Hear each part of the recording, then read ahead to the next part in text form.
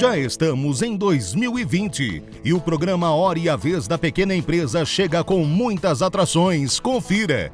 O economista Simão Davi Silber projeta a taxa de juros para esse ano. Ainda temos o Dr. Marcos Tavares Leite com importantes temas envolvendo a micro e pequena empresa. E em nossa sala de visitas, o presidente do Simp, Joseph Cury, recebe Vinícius Guilherme Rodrigues Vieira, professor do curso de Relações Internacionais da FAAP, que aborda o conflito Estados Unidos-Irã. Nosso programa está só começando. Fique com a gente!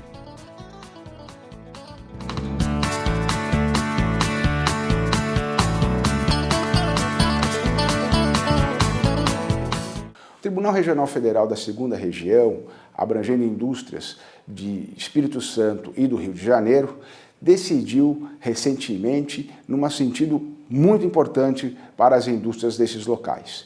Diz respeito à impossibilidade de tornar indisponível, de proceder penhoras de bens de indústrias e de seus sócios sem o processo judicial.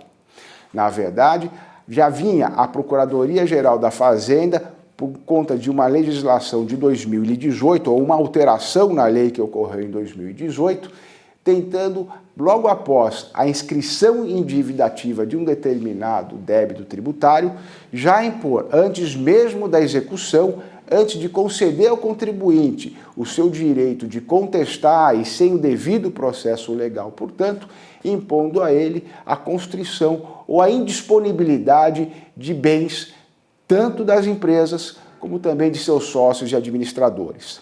Já são 6 ações diretas de inconstitucionalidade contra essa alteração na lei que foi inserida, como se diz, como um jabuti, dentro de uma lei que tratava sobre tributos ou regularização de tributos rurais. Foi inserido isso de uma forma escondida, justamente para não chamar a atenção, mas são já milhares, centenas de milhares de empresas sujeitas, portanto, a ter seus bens indisponibilizados, bloqueados, sem que seja concedido a ela o direito de defesa. Esse é um meio coercitivo, uma sanção política imposta aos contribuintes, a exemplo do que já vinha ocorrendo, que com a certidão de dívida ativa ou com a inscrição em dívida ativa, já muitos órgãos, procuradorias estaduais, federais e municipais, já vinham levando esses títulos a protestos como uma forma de coagir o contribuinte a fazer pagamento, parcelamento, sem oportunidade de discutir os processos. Agora, além da questão do protesto, além de tudo isso, ainda impõe ou tentaria impor a indisponibilidade de bens das empresas e dos seus sócios, sem dar oportunidade a eles de contestar a dívida, de indicar bens a penhora, de apresentar outros meios de garantia. Essa decisão é muito importante e esperamos que o Supremo Tribunal Federal venha ratificá-la nessas ADIs que já estão movidas.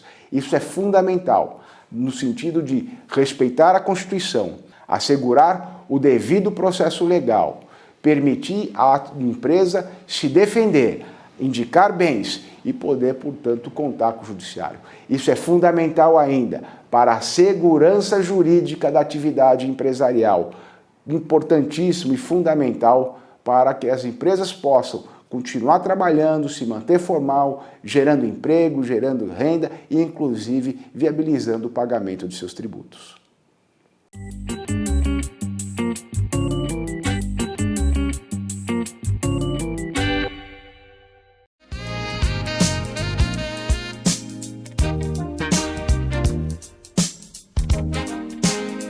Quer ver os bichos bem de pertinho? O Zoo Safari é o passeio ideal para isso. Você pode entrar com o seu carro ou usar o serviço de van do Zoo, acompanhado por guias que sabem exatamente como ficar mais perto de cada bicho. Alguns deles podem ser alimentados durante o passeio, com uma ração especial fornecida pelos monitores. Além das aves, também ficam soltos camelos, dromedários, lhamas, leões, tigres, hipopótamos. Aproveite um dia de sol e vá com as crianças. Depois elas vão ter milhares de histórias para contar. O Zoo Safari está localizado na Avenida do Cursino, ao lado do Zoológico de São Paulo. Visite!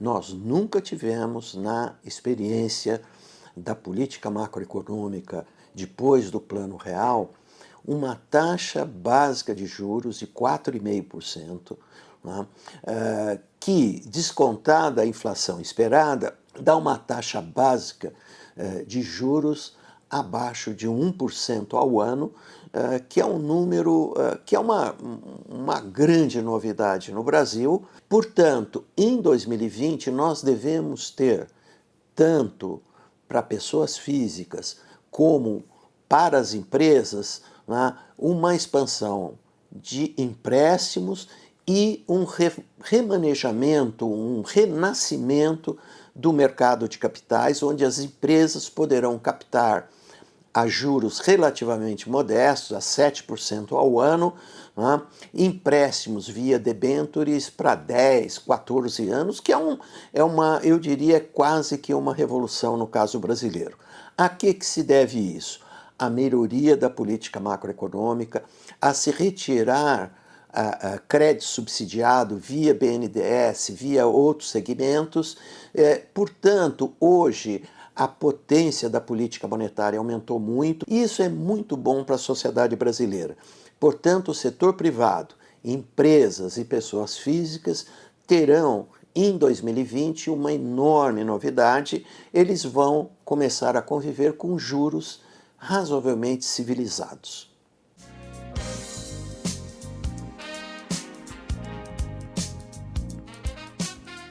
Você sabia que Machado de Assis era apaixonado por um esporte em particular?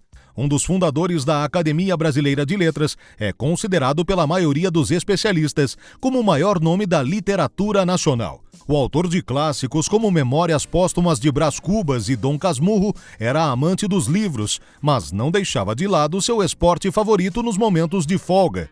Exímio jogador de xadrez, Machado de Assis usava seu tempo livre para, muitas vezes, praticar o esporte. As peças que pertenceram ao escritor foram esculpidas em madeira e estão expostas na Academia Brasileira de Letras. Essa, você sabia?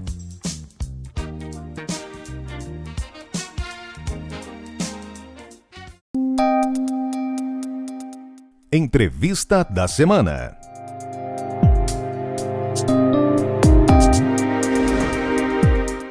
O nosso convidado de hoje é o professor Dr.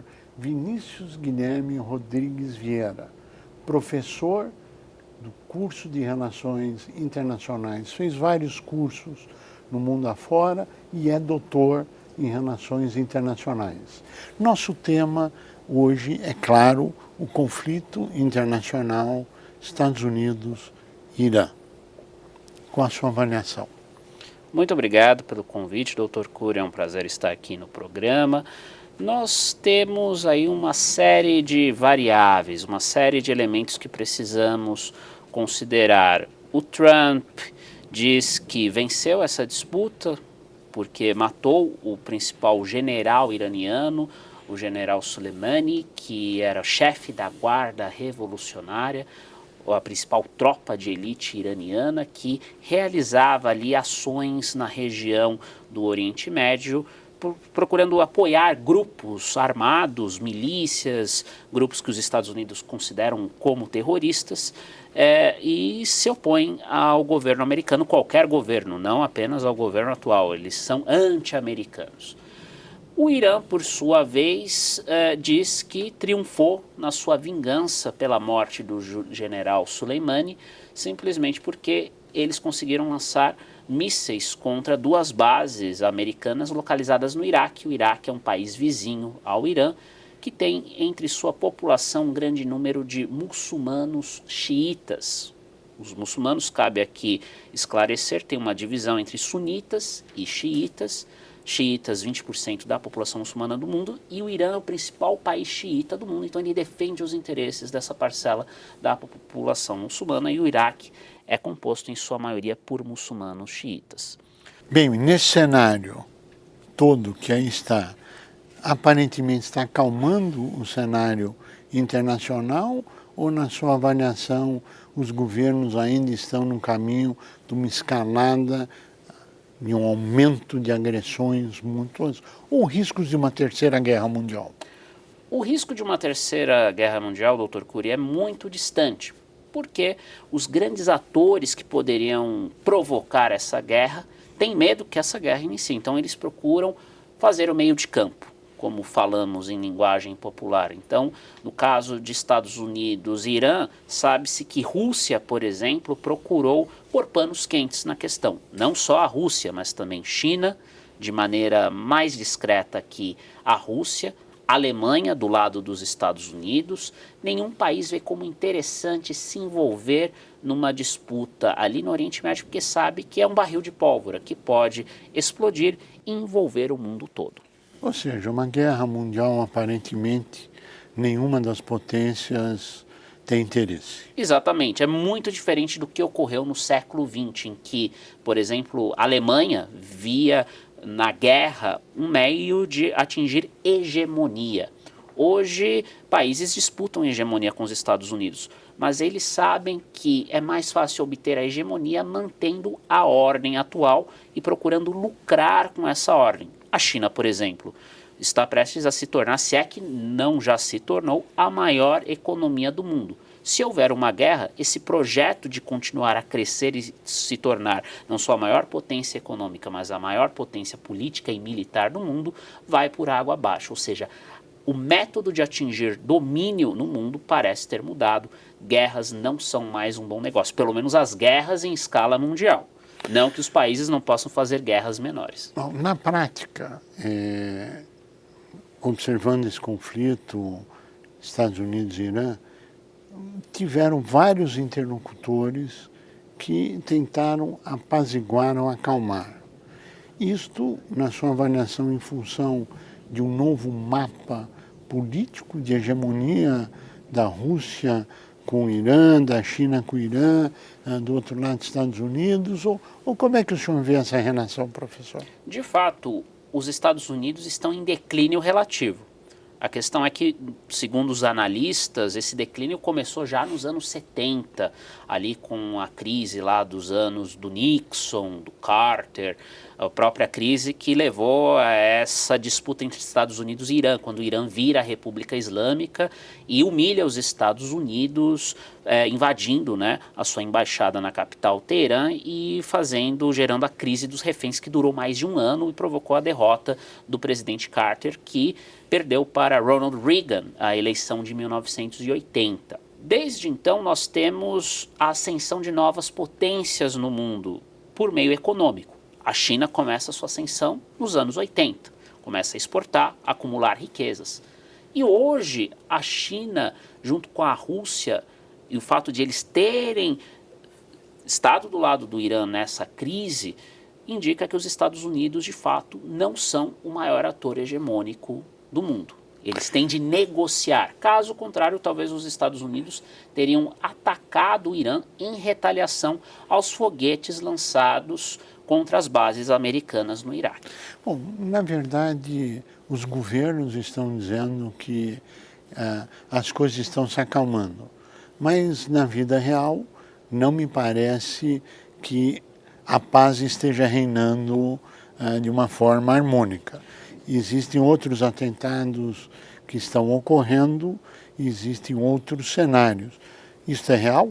Sim, porque embora haja uma aparente trégua, uma promessa de trégua, pelo menos na última quarta-feira, quando o presidente Trump veio a público explicar a posição americana depois do ataque iraniano em retaliação à morte do general Soleimani, tudo parece indicar, com base na fala do Trump, que é uma trégua entre os países. Mas na própria quarta-feira, o que nós tivemos? Um ataque contra a chamada Zona Verde de Bagdá.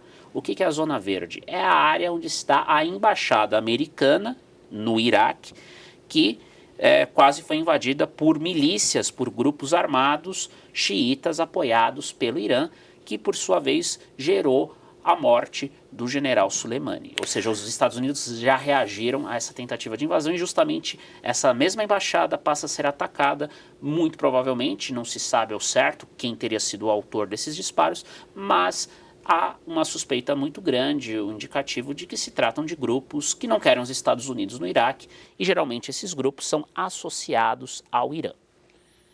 Uma das questões que foi votado pelo Congresso do Iraque era a retirada das forças americanas do Iraque. Como é que o senhor vê esse cenário? Isso é possível de ocorrer? Porque me parece que o governo americano disse que não sairia. Não sairia, exceto se, como o presidente Trump colocou sobre a mesa, o Iraque pagar pelas bases militares que lá foram construídas. O problema é que os Estados Unidos, caso eles não saiam, caso essa decisão seja efetivada pelo executivo americano, foi uma votação no parlamento iraquiano, mas caso seja efetivada pelo poder executivo do Iraque, os Estados Unidos vão violar normas internacionais. Só que normas internacionais nesse contexto de transição hegemônica, em que tem muitos atores relevantes, não só Estados Unidos, mas também Rússia, China, atores regionais como Irã, a Arábia Saudita, aliado americano e oponente do Irã lá no Oriente Médio, nesse contexto, Dr. Cury, nós temos uma tendência à violação de normas internacionais. Então pode ser que os Estados Unidos batam o pé e fiquem lá até mesmo para defender os seus interesses na região. E o governo iraquiano ele é muito fraco, diga-se de passagem. O Iraque ele é um Estado, como nós falamos em relações internacionais, na prática ele é um Estado falido.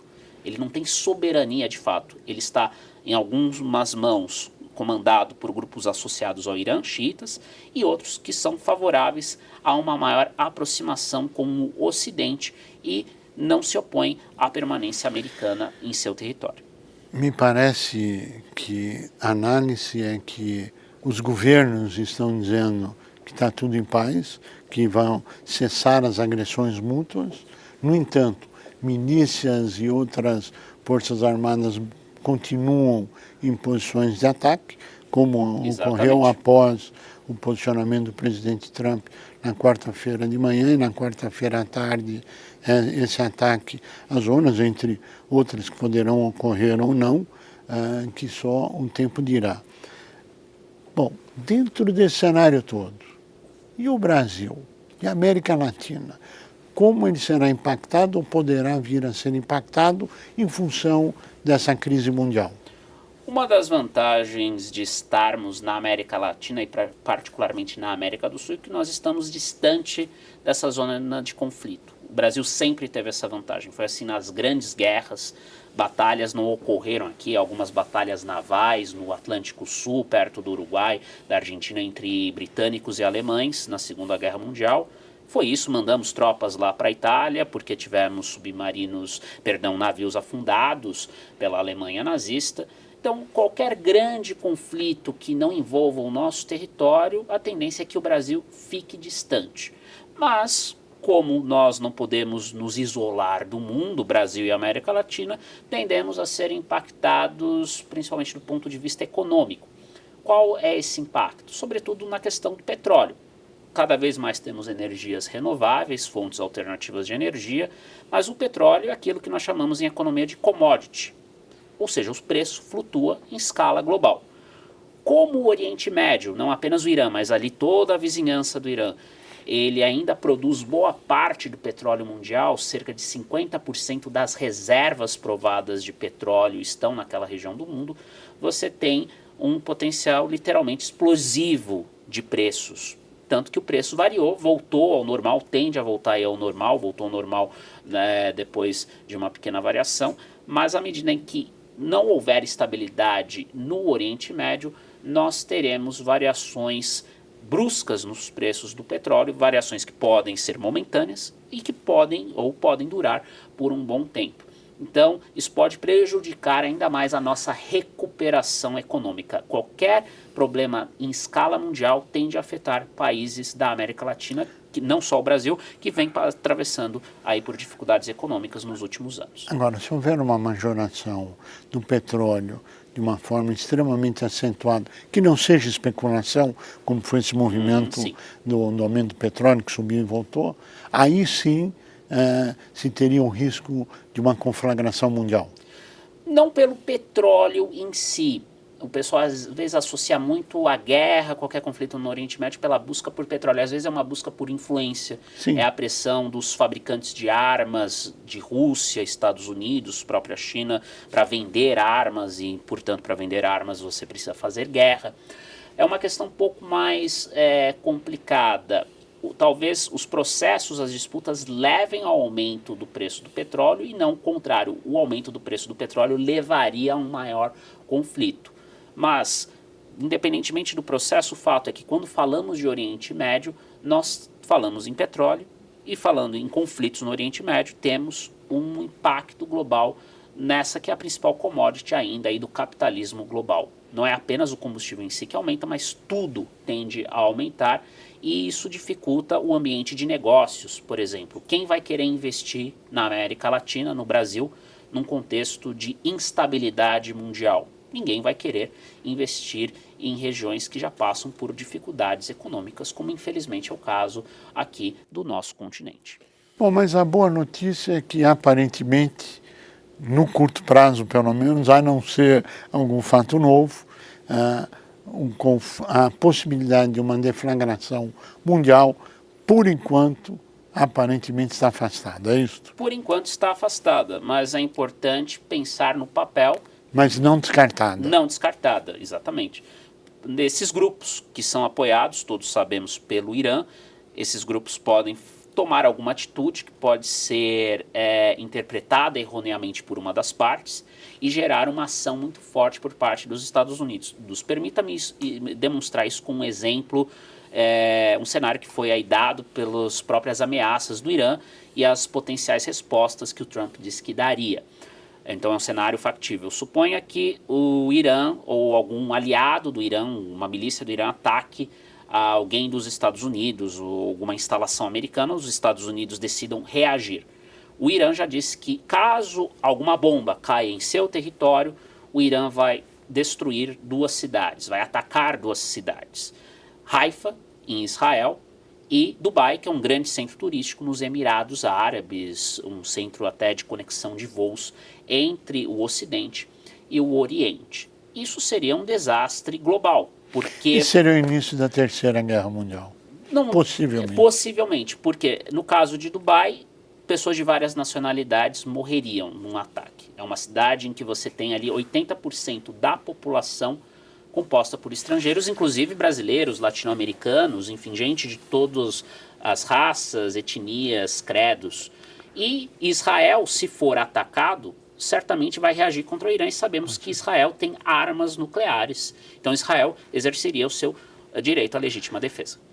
Professor Vinícius Guilherme Rodrigues Vieira, queremos agradecer muito a sua participação e eu acho que se a gente pudesse externar aqui um desejo é que a paz reine no mundo, que a paz seja a tônica entre os seres humanos. E a você que esteve conosco, o nosso mais profundo agradecimento, com a certeza que estaremos juntos na semana que vem. Até lá!